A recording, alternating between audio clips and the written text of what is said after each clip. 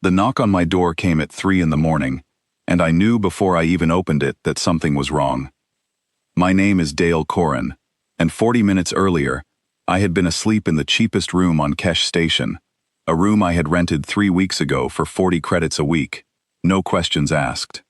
I should have asked questions, because the 3 women I shared that room with were not from Earth, and the man standing outside my door with a scanner in his hand was hunting them. I did not know any of this when I first arrived. All I knew was that my credits had run dry, my ship contract had fallen through, and the housing board on Gamma Ring had one listing cheap enough for a stranded human like me. When the door slid open, I found myself looking at 3 faces that did not belong to anything ordinary. A woman with skin like brushed silver, her eyes shifting color as she studied me.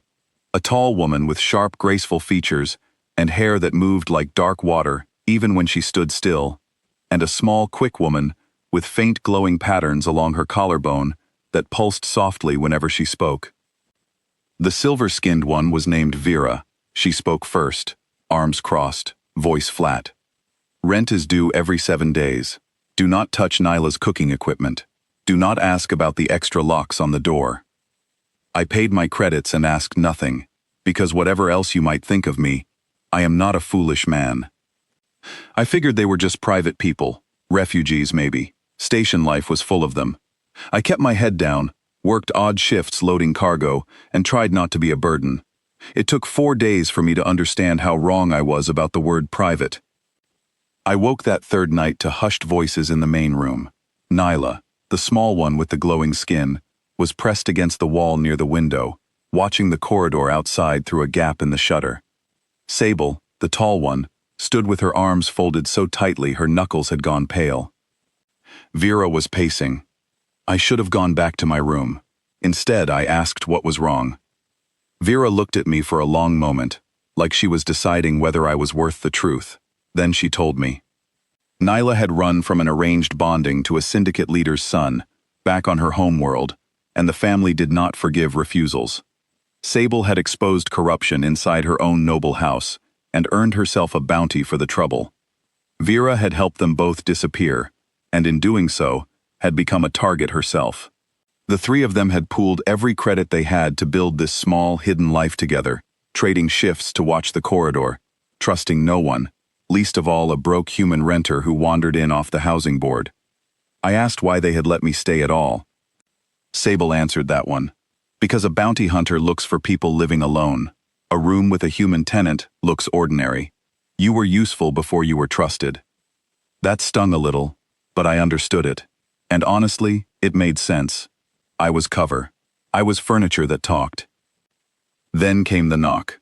3 in the morning, sharp and businesslike. The kind of knock that belongs to someone paid to be thorough.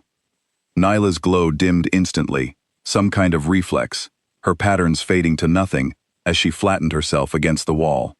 Sable's hand moved toward a drawer where I now realized she kept a short blade, not to use, just to have.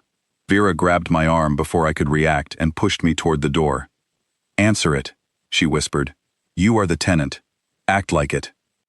My heart was slamming against my ribs, but I opened the door in yesterday's shirt, hair a mess, and blinked at the man standing there like he had woken me from something important. He was broad-shouldered, calm, dressed in a plain gray coat that somehow made him look more dangerous than any weapon could. A handheld scanner glowed faintly in his palm. He asked if I lived alone. I told him yes, mostly, that I had a roommate who worked night shifts and was probably still at the docks. He asked about the names on the lease. I said the lease was a mess, that the previous tenants had skipped out on rent a month ago and the landlord still owed me a deposit refund.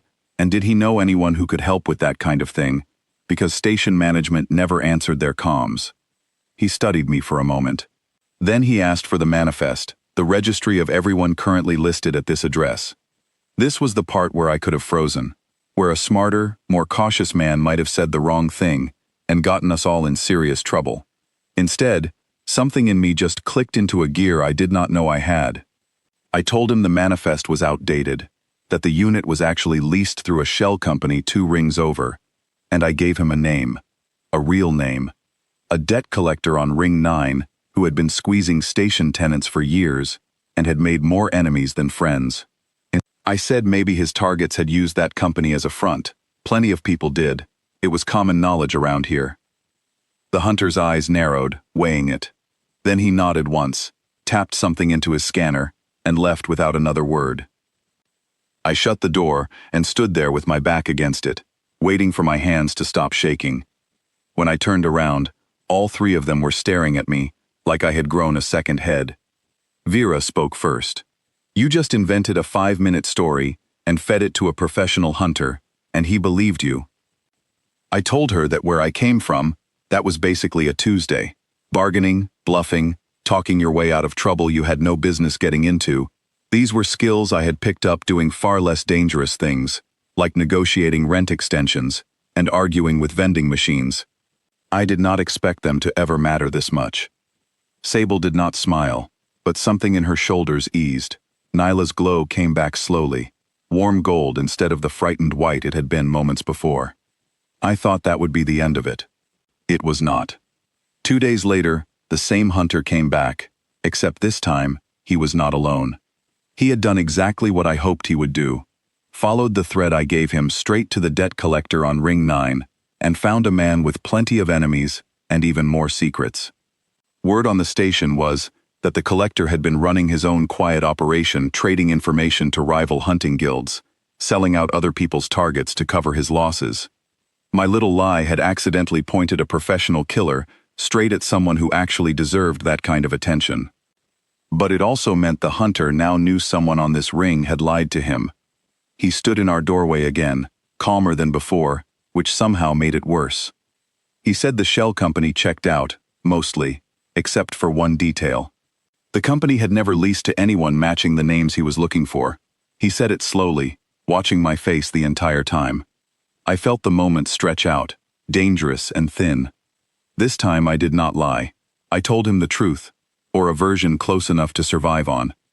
I said I did not know exactly who he was looking for, but I knew my roommates were decent people who worked their shifts and paid their rent on time, and that if he had a bounty to fill, this station was full of easier marks who would not cost him nearly as much trouble as 3 women, who clearly had resources, allies, and someone willing to stand in a doorway and lie to his face without blinking.